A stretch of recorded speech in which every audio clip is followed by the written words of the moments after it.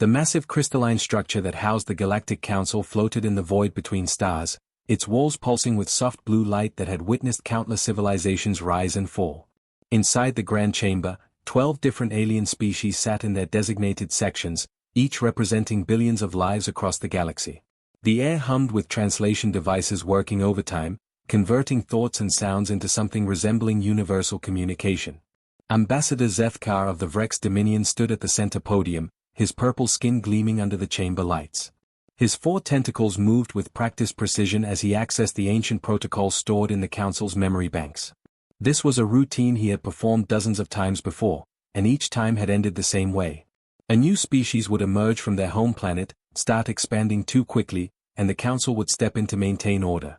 The humans have been expanding for exactly 47 standard cycles, Zethkar announced to the assembled Council members.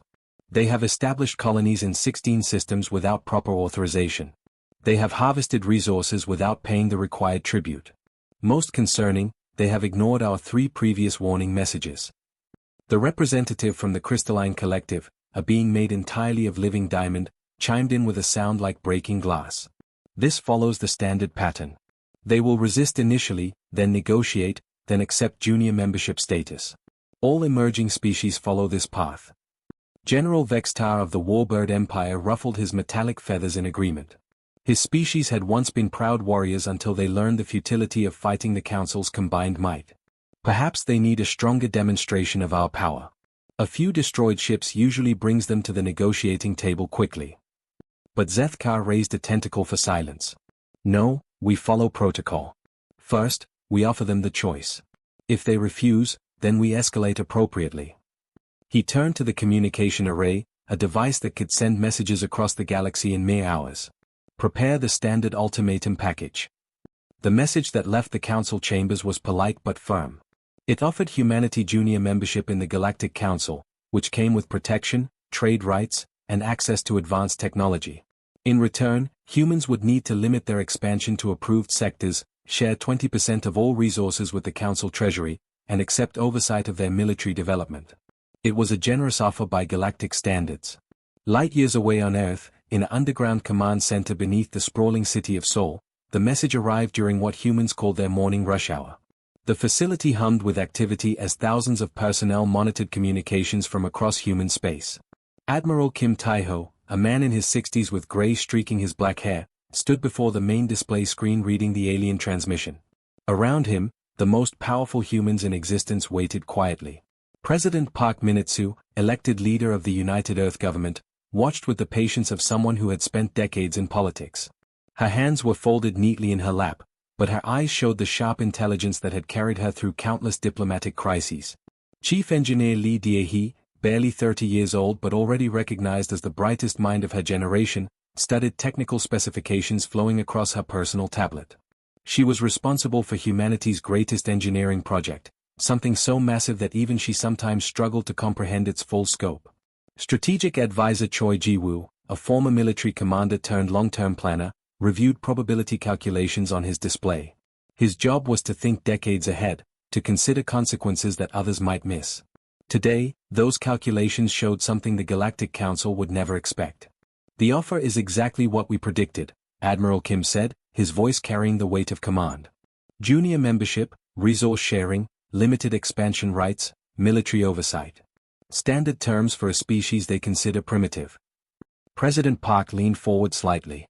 Their intelligence gathering is impressive but incomplete. They know about our colonies, our resource extraction, our population growth. But they miss the important part. They always do, added Chief Engineer Lee, looking up from her tablet. Every species focuses on what they can see easily. Ships, colonies, military installations. They never look for the things that matter. Strategic Advisor Choi nodded toward the main screen. Our response will surprise them. 3,000 years of the same pattern has made them overconfident. They expect fear, then negotiation, then acceptance. They have never dealt with a species that simply was not interested in their offer. Admiral Kim moved to the communication console, his fingers hovering over the keyboard that would send humanity's response across the galaxy. The weight of history pressed down on the moment. Every human colony, every ship, every person living among the stars would be affected by the words he chose. They are offering us exactly what every other species has accepted, he said quietly. A comfortable cage in exchange for freedom. Protection in return for submission. Technology in exchange for independence. President Park stood and walked to his side. Admiral, send our response. Kim Tai-ho's weathered hands moved across the keyboard with deliberate precision. 2 words appeared on the screen, 2 words that would change the balance of power in the galaxy forever. 2 words that no species in 3,000 years had ever sent to the mighty Galactic Council. We decline. The message transmitted instantly, racing across space toward the crystalline chambers where 12 ancient civilizations waited for humanity's inevitable surrender. None of them realized they were about to discover that humans had never intended to play by the rules that govern the rest of the galaxy. The silence that followed humanity's response lasted exactly 17 seconds. Then the Galactic Council chambers exploded into the loudest chaos in 3,000 years of recorded history. Ambassador Zethkar stared at his display screen, reading and rereading the 2 words that made no sense. His tentacles trembled as he checked the translation systems, convinced there must be some error. Perhaps the humans had meant to accept but their primitive communication methods had failed. Perhaps they misunderstood the offer. Perhaps their language was too simple to express proper gratitude. But the translation was perfect. We decline meant exactly what it appeared to mean.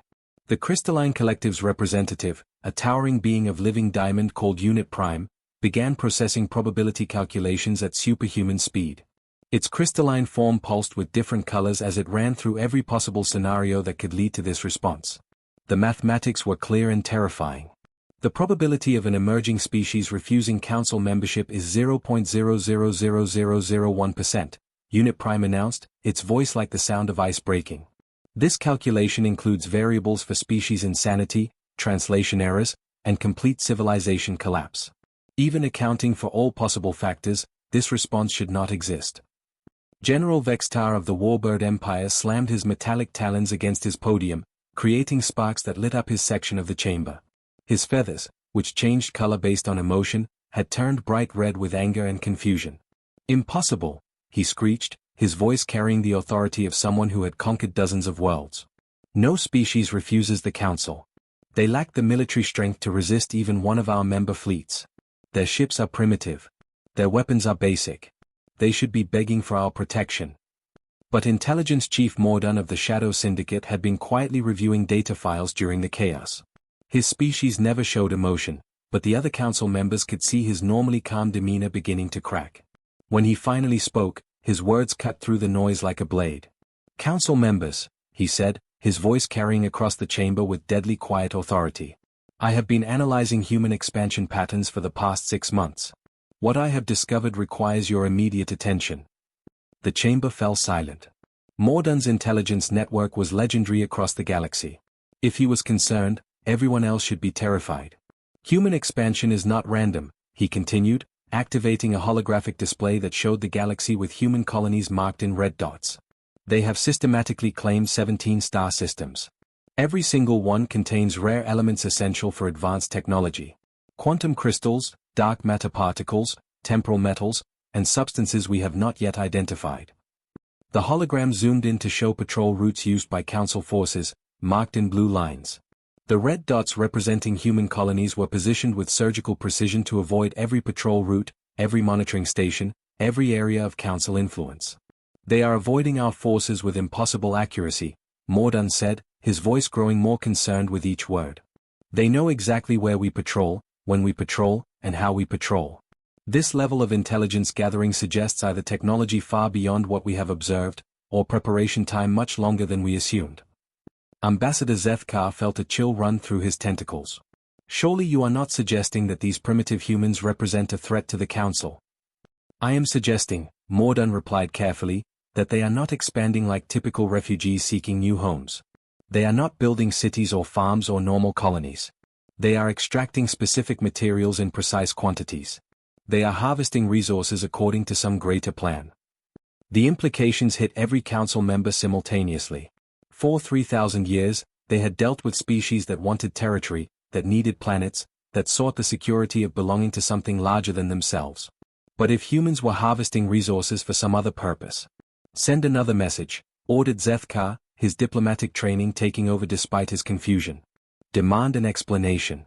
Perhaps they simply misunderstood our generous offer. The message that left the council chambers was more direct than the first. It demanded to know why humanity had refused membership, what their intentions were regarding continued expansion, and when they would be prepared to negotiate like civilized beings. The tone was firm but still offered humanity a chance to reconsider their foolish decision. The response came back within hours. Not words this time. Just empty space where a signal should have been. Complete radio silence. On Earth, deep beneath Seoul in the command center that had become the heart of human civilization, Dr. Yoon Hae-jin put the finishing touches on humanity's most advanced communication system. The arrays she was calibrating could send messages across the galaxy, tap into alien communication networks, and monitor fleet movements with precision that would have impressed even the Council's intelligence services. Her colleague, Commander Nam Woo-bin, sat at a bank of screens showing the positions of every Council ship within 50 light-years of human space. His job was to track their movements, predict their responses, and make sure humanity stayed several steps ahead of whatever the Council might try. The Warbird Empire is mobilizing 3 battle groups, he reported to Admiral Kim, who stood watching the displays with the same calm expression he had worn when sending the initial refusal. The Vrex Dominion is repositioning their patrol routes. The Shadow Syndicate has gone dark, which probably means they are trying to infiltrate our communication networks. Expected responses, Admiral Kim replied. They are following exactly the pattern our analysts predicted. Fear leads to confusion, confusion leads to anger, anger leads to military posturing. Dr. Yoon looked up from her work, wiping sweat from her forehead. The deep space arrays are fully operational, Admiral. We can monitor their entire communication network now without them knowing we are listening. And they are getting agitated. Admiral Kim asked Commander Nam. Nam smiled as he watched Council fleets scrambling to respond to a situation none of them understood. Very agitated, sir. They have never dealt with a species that simply ignored them. Admiral Kim nodded with satisfaction. Good. Let them wonder what we are really doing. The longer they spend trying to understand our refusal, the more time we have to complete the real project. The tension in the Council chambers had been building for weeks. Ambassador Zethkar watched his fellow Council members pace, argue, and demand action with growing frustration. The humans had been silent for 37 days, and that silence was more terrifying than any threat could have been. General Vextar finally slammed his talons on the central podium hard enough to crack the ancient crystal surface. Enough. We have offered them membership, we have demanded explanations, we have shown patience beyond reason. It is time for action. What kind of action? Asked Unit Prime, the Crystalline Collective's representative. Its diamond form pulsed with nervous energy as it calculated the potential consequences of military intervention. Vextar spread his metallic wings, a display that had intimidated countless species into submission. A simple demonstration. We blockade 3 of their outer colonies. Not an attack, merely a show of force. They will realize they cannot ignore the Council forever. Intelligence Chief Mordun shifted uncomfortably in his shadowy corner of the chamber. General, my analysis suggests the humans may not respond as expected to traditional pressure. Every species responds to superior firepower, Vextar replied with absolute confidence. Fear is universal. Ambassador Zethkar found himself nodding along despite his concerns. The Council's reputation was at stake. If word spread that the humans had simply ignored them, other species might begin questioning Council authority. That could not be allowed to happen. Very well, he said formally. General Vextar, you are authorized to impose a limited blockade on 3 human colony systems. Make it clear this is a demonstration, not an act of war. We seek compliance, not destruction. Within hours, the most powerful battle fleet in the Warbird Empire was moving toward human space. 50 massive warships, each one capable of destroying a planet, formed up in perfect military formation. General Vextar commanded from his flagship, a vessel the size of a small city that had never lost a battle. The fleet's target was 3 human colonies on the outer edge of their expansion zone. These were supposed to be mining operations, simple facilities extracting resources from otherwise worthless worlds. Perfect targets for intimidation without causing massive loss of life. The journey took 6 standard days. General Vextar spent the time reviewing tactical data and preparing surrender terms that would allow the humans to save face while accepting Council authority. He had done this dozens of times before with dozens of different species. The pattern never changed. When the fleet dropped out of hyperspace around the first colony, Vextar was already composing the message he would send to the terrified humans below. He imagined their panic as they saw his ships filling their sky, their desperate calls for help to their homeworld, their eventual acceptance that resistance was futile. Instead, his sensor officer reported something impossible. "General, there are no life signs on the colony." "What do you mean, no life signs?" Vextar demanded, his feathers turning dark blue with confusion. "The facilities are operational, sir. Power systems are running, communications are active, automated systems are functioning normally. But there are no people anywhere on the planet." The sensor readings showed a fully functional mining operation working with mechanical precision. Robots moved resources, computers managed logistics, and communication arrays broadcast signals. But of the 50,000 humans who should have been living there, there was no trace. "Sir, we are receiving a transmission from the colony." The message appeared on every screen in the fleet simultaneously. Text only, no voice, no video, just simple words in perfect galactic standard: "Territory relocated. Please update your star charts. Management thanks you for your patience." General Vextar stared at the message, reading it again and again as if the words might change. Around him, his bridge crew waited for orders that did not come. In 300 years of military service, he had never encountered anything like this. "Check the other two colonies," he finally managed to say. The results were identical. Empty facilities, working systems, polite automated messages, and not a single human being to be found anywhere. It was as if entire populations had simply vanished into space. Where did they go? Vextar demanded of his census officer, a young warrior who had never seen his commander confused before. "Sir, I am detecting faint energy trails leading away from each colony. Very faint, almost impossible to track. The trails head toward empty space, sir." "Follow them." The fleet's most advanced sensors began tracking the energy signatures across empty space. The trails led away from inhabited systems, away from known trade routes, away from everything. They pointed toward the vast emptiness between the galaxy's spiral arms, where nothing existed except cosmic dust and the occasional wandering asteroid. But as the sensors reached their maximum range, they detected something that made every warrior on every ship fall silent with shock. Massive artificial structures floated in the void where nothing should exist. The constructs were enormous, some the size of small moons, others even larger. They pulsed with energy signatures that matched human technology but at a scale that defied understanding. "General," whispered his sensor officer, "those structures, they are moving." The objects were not just floating in space. They were traveling through the void under their own power, carrying populations that should have been trapped on vulnerable planets. The humans had not just relocated their colonies. They had relocated them to mobile cities that could go anywhere in the galaxy. On Earth, in the command center beneath Sol, Captain Song Ji-hoon watched the Warbird fleet's confusion with professional satisfaction. His job was monitoring Council military movements, and the data streaming across his screen showed exactly the level of panic they had hoped to create. At another console, Director Kang So-young reviewed construction reports from the deep space habitats. Her engineers had spent decades building the mobile colonies that were now safely beyond Council reach, carrying millions of humans toward their ultimate destination. Phase 3 habitats are fully operational, she reported to Admiral Kim, who stood watching the tactical displays with the calm expression that had become his trademark. Population transfer from all outer colonies is complete. The Council fleet is just now discovering our deep space facilities. Admiral Kim nodded slowly, processing the implications of what they had accomplished. Excellent work. The Council is finally starting to understand that they are not dealing with a typical emerging species. Shall I initiate Phase 4? Director Kang asked, her hand hovering over controls that would begin the next stage of humanity's plan. Yes, Admiral Kim replied. Proceed to Phase 4. It is time to show them exactly what humans have been building while they assumed we were just another species seeking their approval.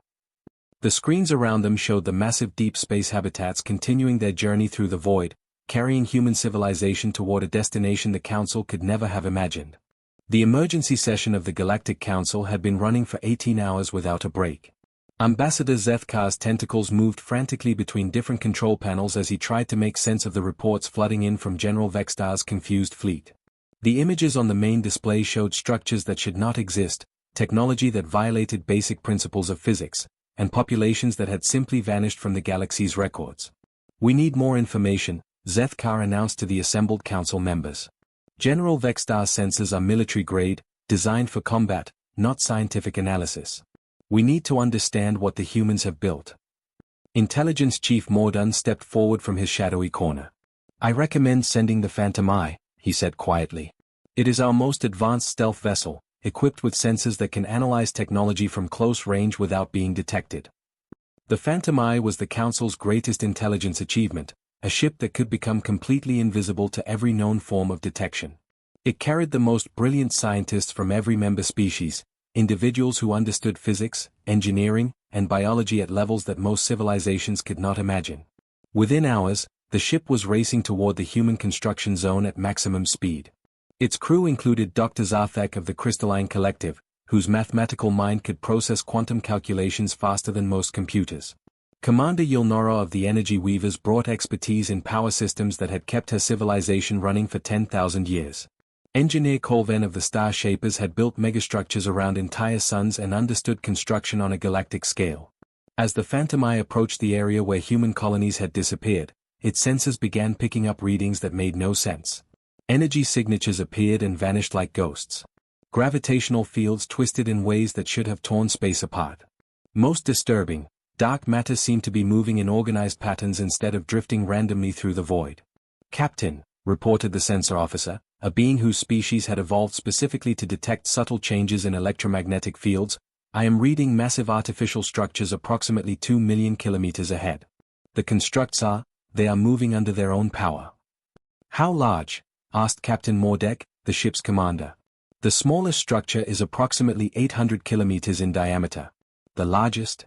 Captain, the largest is bigger than most moons. As the Phantom Eye crept closer, its advanced sensors began revealing details that challenged everything the Council thought they knew about engineering. The human structures were not built from metal and stone like traditional space stations. Instead, they appeared to be grown from some kind of adaptive material that shifted and changed as needed. Gardens and forests existed in areas where the vacuum of space should have killed everything instantly. Waterfalls flowed in gravitational fields that had been artificially created and maintained. Dr. Zarthek ran calculation after calculation, each one showing results that violated known laws of physics. The power requirements for maintaining these structures should be impossible, he reported to the ship's captain. They would need to harness the energy output of an entire star. But I detect no stellar cores, no fusion reactors, no antimatter systems. Commander Yulnora studied the energy readings with growing amazement. Her people had mastered every known form of power generation, but what she was seeing defied all of their achievements. They are drawing energy directly from quantum fluctuations in empty space, she whispered. They have learned to harvest power from the basic structure of reality itself. Engineer Colven focused on the construction methods, trying to understand how beings could build something so massive in the emptiness between stars. These habitats are not assembled from separate components, he reported. They are grown as single organisms, with every system integrated into a living whole. The humans have created technology that thinks, adapts, and repairs itself.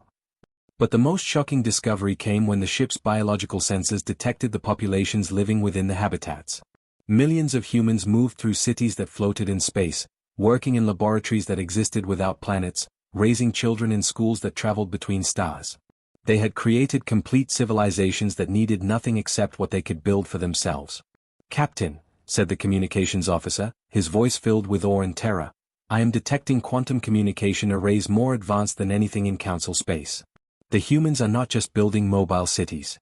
They are building mobile civilizations that can communicate instantly across any distance.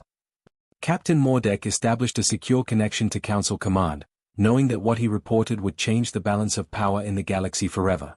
When Ambassador Zethkar's face appeared on the screen, the captain struggled to find words that could convey what they had discovered. Council Command, the humans have achieved something that should be impossible. They have built self-sufficient habitats that can support millions of people indefinitely in deep space. They do not need planets. They do not need stars. They do not need anything except what they can create for themselves. Surely you exaggerate, replied Zethkar, though his tentacles trembled with growing fear. No, Ambassador. They never intended to negotiate with the Council because they never needed what we offered. They do not want territory because they can carry their territory with them. They do not need our protection because they can disappear into the void whenever they choose. They have built portable civilizations. On the largest habitat, Chief Engineer Li Diehe walked through a botanical garden that should have been impossible. Trees grew in artificial soil under artificial sunlight, their roots drawing nutrients from recycling systems that turned waste into resources. Birds that had been born in space flew between branches that had never felt natural wind. Children played in parks where the sky was a dome showing the stars of deep space. Her colleague, Project Director Oh Sung-ho, joined her on the garden path while reviewing final status reports on his tablet. Around them, the habitat hummed with the quiet efficiency of systems that had been perfected over decades of secret construction. The Andromeda navigation systems came online this morning, Oh reported with satisfaction. All habitats are equipped with quantum drives capable of intergalactic travel. We can begin departure preparations whenever Admiral Kim gives the order. Lee smiled as she watched human children who had never lived on a planet playing games their ancestors could never have imagined. Not yet, she said. We haven't sent the Council our final message. You mean the bill? Oh yes, Lee replied. After using their galaxy as a construction site for 50 years, the least we can do is send them a proper invoice. The Phantom Eye limped back toward Council space with half its sensors destroyed and its crew in a state of shock. Captain Mordek had never seen technology that could detect their stealth ship, let alone disable its systems with what appeared to be a polite warning shot. The humans had made it very clear that they knew they were being watched, and they did not appreciate uninvited guests.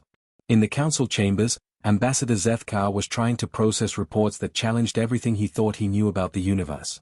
The other Council members sat in stunned silence as the implications of what they had discovered slowly sank in. The humans had not just built mobile cities. They had built an entire civilization that could pack up and leave whenever they wanted. How long have they been planning this? Asked Unit Prime, the Crystalline Collective's representative. Its diamond form pulsed with calculations that produced increasingly disturbing results. Intelligence Chief Mordun consulted his data files with growing unease. Based on the construction scale and complexity, they would have needed at least 50 years of preparation. Possibly more. This means they were building their escape plan before they ever met us. Escape plan? General Vextar screeched, his feathers turning bright orange with indignation. They treat our galaxy like a temporary construction site. Before anyone could respond, every screen in the Council chambers activated simultaneously. This should have been impossible. Council security systems were the most advanced in the galaxy, protected by layers of encryption that had never been broken. Yet somehow, the humans had taken control of their displays as easily as changing channels on a primitive broadcast device. The image that appeared showed a human male standing in what looked like a garden. But this was not just any garden. Behind him, through a transparent dome that curved overhead like a crystal sky, the entire Milky Way galaxy was visible as a spiral of stars.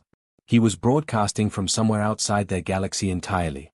Esteemed Council members, the human said with the polite tone of someone conducting routine business, I am Dr. Bae Jinwoo, Chief Diplomatic Officer for the Human Collective. I hope this message finds you in good health and prosperity. Ambassador Zethkar felt his tentacles go numb. The human was speaking perfect galactic standard, but there were subtle improvements in his pronunciation that suggested he understood the language better than most native speakers. Humanity would like to thank you for the temporary use of galactic resources during our construction phase, Dr. Bae continued, gesturing to something beyond the camera's view. We understand that our activities may have caused some concern, so we have prepared a comprehensive report on our operations. Data began flowing into Council systems faster than their computers could process it. Star charts appeared showing every system humans had visited, marked with precise extraction data. Environmental reports detailed exactly what resources had been taken and what had been left behind. Restoration timelines showed how each system would recover from human activity. But it was the final document that made several Council members collapse in their seats. An invoice, formatted with professional precision, listing charges for what humans called consulting services and galactic infrastructure development. The total was astronomical. As you can see, Dr. Bae said, seemingly unaware of the chaos his message was causing, we have documented all of our activities with complete transparency. The attached invoice reflects standard consultation rates for advanced engineering services, adjusted for the scale of work performed. General Vextar was making choking sounds as he tried to comprehend numbers that exceeded the gross domestic product of entire star systems. They are charging us? They invaded our space and now they want payment. We prefer to think of it as freelance work, Dr. Bae continued, as if he could hear their conversation. Humanity specializes in large-scale construction projects that require innovative solutions to complex problems. Building a mobile civilization capable of intergalactic travel while using only borrowed resources from uninhabited systems represents the kind of engineering challenge we find most rewarding. Intelligence Chief Mordun was frantically analyzing the data package, trying to understand the full scope of what humans had accomplished. Council members, he said in a voice barely above a whisper, they used our galaxy as raw materials for building something that can travel to other galaxies. They never intended to stay here. We will be departing for Andromeda Galaxy next cycle, Dr. BAE announced, confirming Mordun's worst fears. The journey will take approximately 2.5 million years at our current velocity, though we expect to develop faster engines along the way.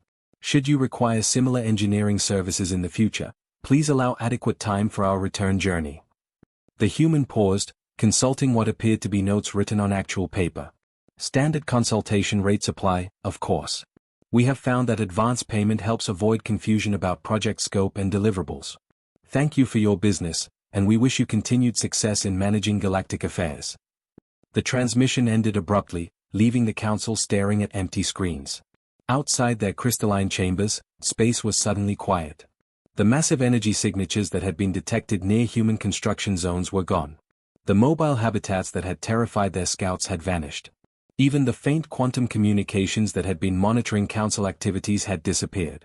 Humanity had packed up and left, taking their entire civilization with them. In what had once been the sole command center, now located somewhere in the vast emptiness between galaxies, Admiral Kim Taiho stood on an observation deck that offered an impossible view. Through the transparent dome above his head, both the Milky Way and Andromeda galaxies were visible as distant spirals of light. Around him, the habitat hummed with the quiet efficiency of systems designed to function for millions of years.